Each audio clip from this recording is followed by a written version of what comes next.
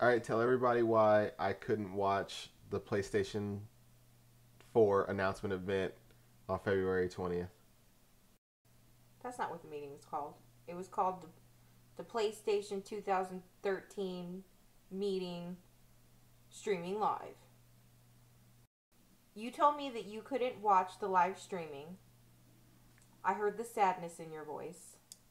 And I thought to myself, how cool would I be if I watched it for you and I took notes so that when you got home from a hard day's work, I could read those notes to you so that you don't even have to watch it again and find the recording of it.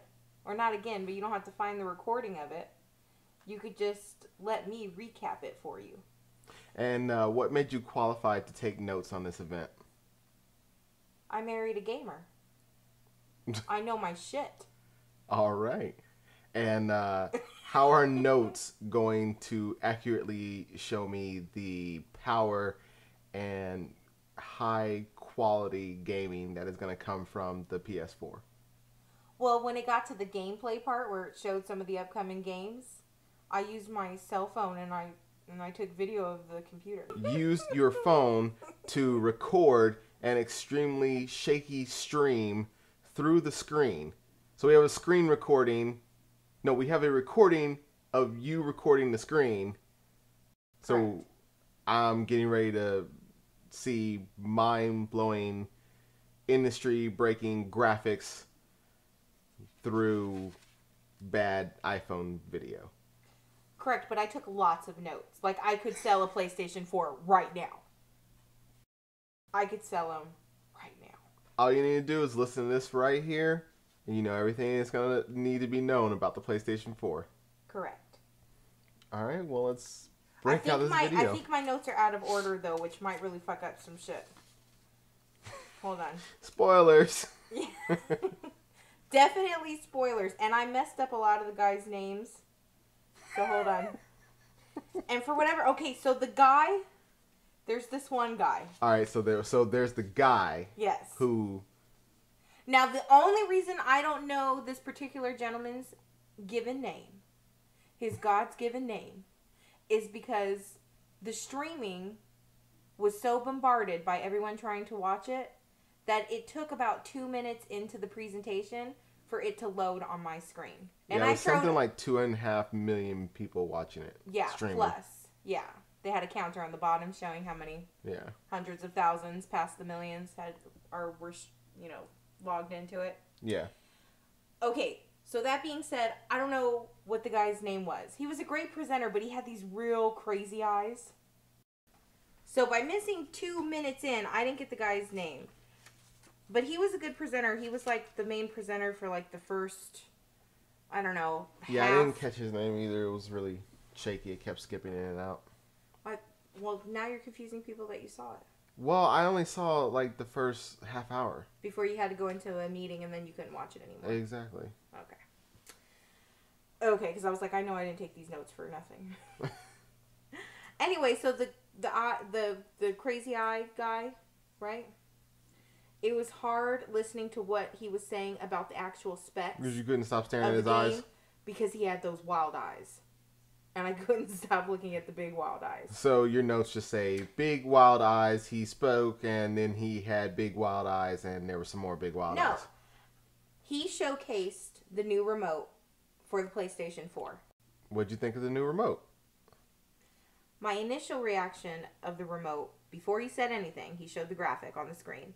I thought, what the hell is that blank area in the middle? Where are the buttons? It turns out that that's a touchpad. I cannot stand a touchpad on a laptop. I don't want a touchpad on my remote. Why? I use an iPhone, but there's something about it being black and not a Don't be screen. racist. There is something about the touchpad being black or gray. iPhones are colored.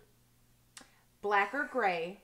No, see, but when you're touching a screen, it's different than touching a touchpad. So what I'm trying to say is when I see a touchpad, especially when it's black or gray, it reminds me of a laptop, and I cannot stand using touchpads on a laptop. Why? it annoys me, and it seems archaic.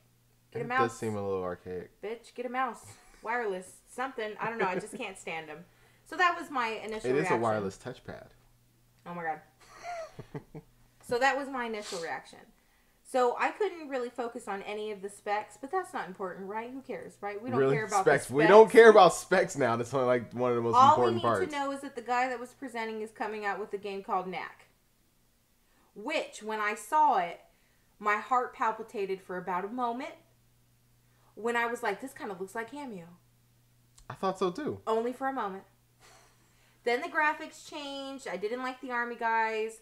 And I thought, no, this is nothing like Cameo. And I get that he transforms. And obviously in Cameo, all of the characters were there as her transformations. But not the same. And it doesn't look like I'm going to like it. And I think it was the graphics. But rock on, power to him. Knack. Give it a chance. I'll give it a chance because the streaming actually froze while he was showing some of the gameplay of Knack. So I might have missed something that really would have caught my eye. And it may just be that I was irritated at the, technology failing by the streaming and taking it out on his game Knack. I'll give it another look, but it didn't look interesting to me. So then he talks about sharing videos, which of course my husband, i.e. you, starting a gaming channel, I thought, how is this going to affect him? All I know is that you can share videos using Ustream. But I don't know if that necessarily means that you're going to be able to save the recordings or just have them live. The cool shit is that you can actually throw out and schedule times on Ustream that you're going to be gameplaying, and then get all of your people who want to participate in watching your walkthroughs and your gameplays to actually log in at that same exact time. Yeah, I'm going to be using that feature a lot. That's going to be the best thing for doing Let's Play videos, doing live Let's Play videos. Just turn on the game, have some fun, get people in there watching, commenting, just a bunch of fun. I'm going to use it not for videos that I plan on recording. I probably won't record those, but just to do live events and have fun. I plan on using that feature a lot, and I think I'm going to have a lot of fun with it. Yeah, that was probably one of the more exciting things, even though we don't have obviously the details of it. They just gave you the hype information, so I'm not sure if it becomes just another tool. Yeah, Ustream must have signed a fat contract though. Yeah, but for YouTubers out there, I don't know if it's just going to be yet another medium or if it's going to affect the way that they post their YouTube. I think most of the YouTubers are just going to use it as another avenue to have fun. And then still record their gameplay and post on YouTube?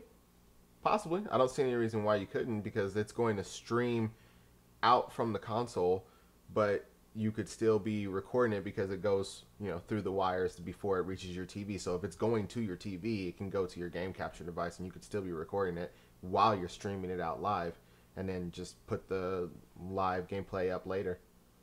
I agree. And then they went into a little bit, obviously they're trying to add on sales. Why not buy the PlayStation 4 and buy that little handheld, I'm going to pronounce it wrong, Vita? Vita. Vita. It's not a vitamin. It's not a vitamin. This isn't vitamin water. Vita. Yes. They talked about Vita and how they're working on being able to take all of their games and transfer it from the TV to the game. And of course, he used an example. What happens if your kids come in and they take over the TV and you're right in the middle of the game? You could just move it over to your Vita instantly. Yeah, like Wii U, and walk except away. Easier and more powerful. Which made me start thinking about what you were saying the other day about how all of the consoles, I can't remember who did it first the best, was able to bring their consoles out of the bedroom and into the living room. Yeah. Well, we got themselves into the living room the best by getting casual gamers into it. So when you had grandmothers who were starting to get into video games and playing Wii bowling and stuff like that, you got the opportunity to put a video game console into the living room. That was like really the best implementation of it first off.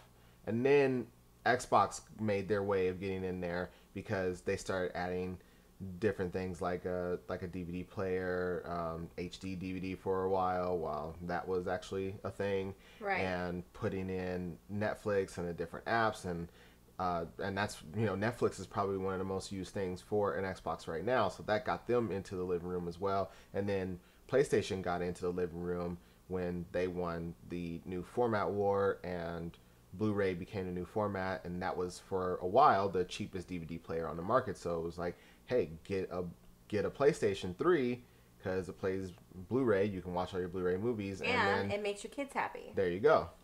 Yeah. Very cool. That's what it reminded me of. They keep getting better and better at making it family friendly, especially sharing the technology space, since every age group, every demographic is using some form of technology. So the more and more they can integrate all of the age groups, and the more and more they can integrate sharing for all of the age groups, the better. Yeah, but the really good thing, and I think the important point to note there, is that you're going to be getting PC style graphics, stuff that usually takes up like your whole tower, or you have to have a big powerful laptop or computer to run those types of graphics into an itty bitty living space. Exactly. Right there on your little Vita that you can just play right there, and all the processing power of the PlayStation 4. Then he went into being able to, he talked about personalization. I don't know if I was blacking out at that point, or... Were you hungry? Or I might have been hungry. I'm not sure what it was. But he didn't really go into much detail in what that meant. Obviously, we can all assume we know what that means in some sense of the word, how we're going to personalize our environment. Maybe that was the point. You were supposed to personalize his idea of what personalization was and make it personal to you, and it means what you want it to mean. He kept using key... No, not buying it? No, we're moving on. He kept using key phrases. We're still talking about Wild Eyes right now. Okay. Okay, Wild Eyes. He said things like deeply focused, consumer driven. He said things like that. Like those smooth some bitch It's getting things, real pornographic right? up in here. Yeah. I was getting all hot and bothered. Deeply focused, consumer driven. And what Why he's looking at you crazy like he wants to wear your skin? Yeah. And what that told me is that they didn't want to touch on the rumors about the you-know-what. But they wanted to let everyone know. Wait, what's the you-know-what? I don't know. Does anyone know? But they wanted consumers to know it's okay. Don't freak out. Don't burn the building down. You can keep your red stapler and you can keep sharing your games. We are not going to lock them out. Oh, locking out used games. Correct. But what's the patented technology? I don't know what their patented technology was called. Oh. Whatever it is. Instead of touching on that particular rumor, that particular topic of being able to lock out the game so that you can't share it, that you can't buy pre-owned games, they used terms like deeply focused, consumer driven. PlayStation is deeply focused, consumer driven. And they kept saying things like that as if to say, no one freak out. As in, we're not decided yet. Well, but see, what deeply focused, consumer driven means is we're gonna do what's best for you and what's best for us. And the way that you're gonna tell us what's best for you is by what you buy. So we're going to put our toe in the water and maybe lock out a game. If it still sells well, we'll lock out all games. If it bombs, then we won't do anything. Maybe. My perspective is that it's nowhere in the near future, but instead of tackling it head on, they would rather not discuss the rumors and bring any more attention to it. They would rather just use subliminal messages to ease everyone's minds. Well, when their Vita came out, the Vita, of course, doesn't have any discs. You have to get everything streaming or downloaded to it. And when that came out, they were having a bunch of games that are like when you would buy Blu-rays, and you would buy Blu-rays, and it would give you the code where you could download the game, for your Vita. So they're moving towards the streaming model anyway, and getting the things to download to your hard drive and everything. I agree. So I think that they're not going to try to force it. I think they're just going to encourage it by increasing their market, so that maybe you go buy a game, but they get you to download it to your hard drive, and you slowly don't need the discs anymore, and then you start getting used to buying games from the market because you can get them right away. Especially all the things that they were talking about in how you can get it instantly from the market. So you click buy, and the game's like already pre-downloaded before you buy it, or as soon as you buy it, it starts downloading and you can play it while it's downloading. All that stuff is going to make it much more interesting to go in there and buy from the market than having to go down to the store or having to wait for it to come from Amazon or something like that. I agree. But like I said, that's going to be in the near future, because they have to let technology catch up to their system, because not everyone wants to play online games. Not everyone has the best internet. That's one thing that they really need to work on. These companies need to be investing in somebody, because internet in America sucks. We have one of the worst internet systems in the world. Right, but until a large market share, well, it's has also the hard ability... because a lot of them are focusing on being always on systems, when a lot of people in America whose internet connections are usually only their cell phones. So you obviously already knew that you can download, when you download the games, two huge things I took away from the presentation. One, they got with David Perry from Gaikai. Yeah. The Earthworm Jim guy. Mm-hmm. And he was saying that all of the games on the online store are going to have a free demo. Yeah. Not some, all. And I don't know how many times I'm like, babe, I want to try this game. Can you find it? And it may just be the type of games that I like. They're not big enough. Usually. But every game that I have ever wanted to demo, I have never been able to find it on the PlayStation Store. Yep. Ever. And so that was a big deal to me, that they were going to have free play on all of their games. And that once you do download it, you'll have like the first bit already downloaded while the other 20 gigs are downloading. Mm-hmm. And that's huge. That is huge. And, when you go into the market and you're going to look at it, instead of just seeing screenshots, you'll be seeing gameplay because of their ability to be able to render it. Yep. And stream it. They've partnered up with Ustream and Facebook. Yeah. So that there can be a spectating aspect to the gaming, because they obviously see how well YouTube has done with the spectating aspect of gaming. Mm-hmm. They're trying to get in on it, as they should, right? Which I believe is a smarter move than trying to get in on taking over used games. They should probably focus more on taking over the spectating part of this by using social networking and getting in on that side of things than trying to take on places like GameStop. Yeah. Well, I mean, that's really just going to increase the brand. I mean, I guess they could figure out a way to... Free advertising. Yeah. I mean, I guess, and they could probably figure out a way, because I'm sure whenever they're uploading these things to Ustream or Facebook, I'm sure there's probably some sort of encoding that's in the back that tells you, that identifies where it comes from, and they can place advertising against that and things like that. Figure out a way to kind of monetize it that way or something like that. They didn't talk, of course, anything about monetization. Well, of course, no, they wouldn't. They don't put their cards out there like that. I'm just speculating on how that might work. But at the very least, it would be free advertising for them. I would imagine so. The cool thing about being partnered up with Ustream and Facebook and their whole new spectating aspect of business is that share button that's on the actual remote. Other than being able to broadcast live, people are going to be able to post comments directly on your live broadcast, which I thought was really neat. And it's also going to give you the ability to play with your friends.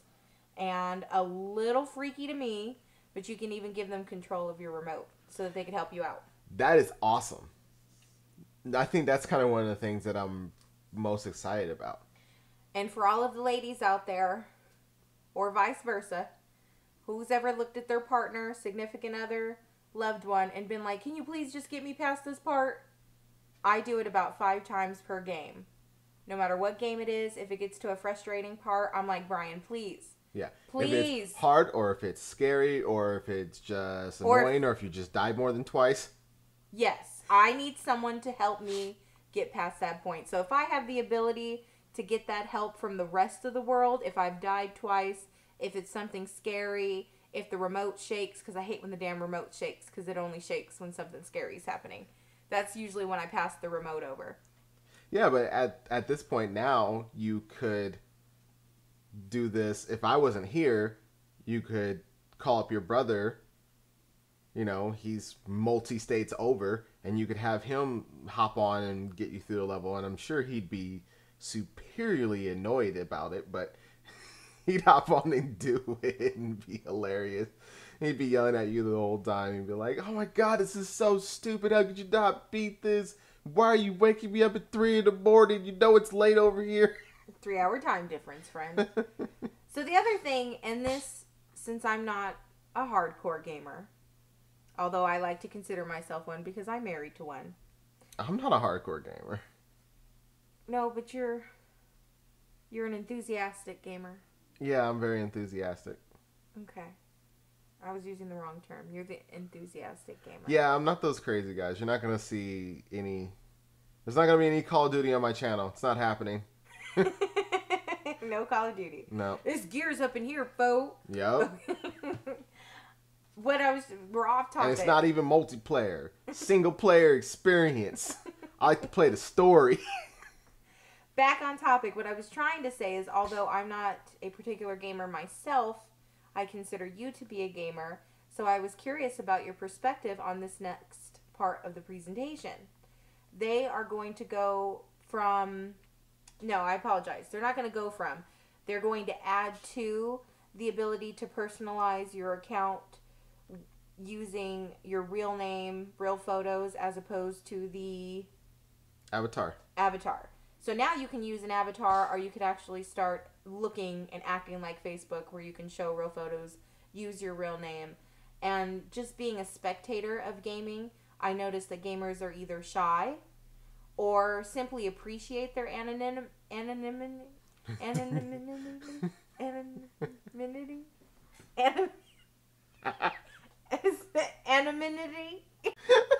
How do you say it? I'm just going to leave it at that.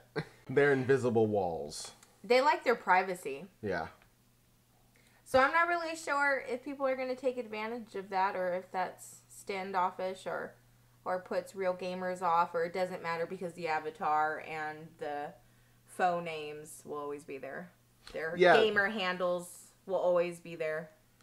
They'll still be there, and a lot of people take those really seriously. You have to earn those. Plus, they help you to identify clans if you're, part of a certain community. You put your clan's name in there.